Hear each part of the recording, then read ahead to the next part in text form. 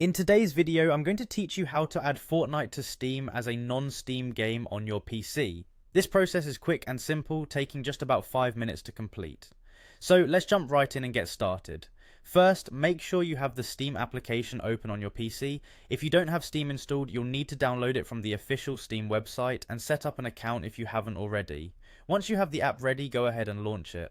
After opening Steam, you'll want to log into your Steam account. Find and click the login option. Here, you'll be prompted to enter your account name and password. After typing in your credentials, click sign in to access your Steam homepage. Now that you're logged in, take a look at your Steam homepage. Navigate to the top of the page and click on the library tab.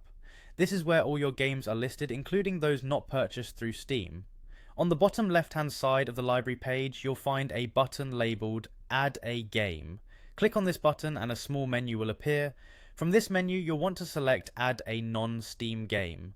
This action will bring up a list of programs installed on your computer.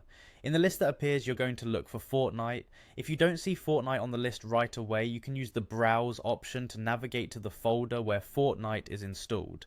Typically, you'll find it in the Epic Games directory, unless you've installed it elsewhere. Once you've located Fortnite, select it by checking the box next to its name. The final step is to add Fortnite to your Steam library. With Fortnite selected, click on Add Selected Programs. This will officially add Fortnite to your Steam library as a non-Steam game, allowing you to launch it directly from within the Steam platform. And there you have it. You've successfully added Fortnite to Steam as a non-Steam game.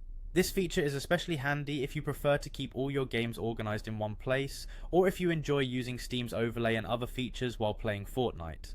Remember, while this method adds Fortnite to your library, it doesn't technically make it a Steam game, so you won't receive Steam achievements or have access to purchased Steam-specific DLCs.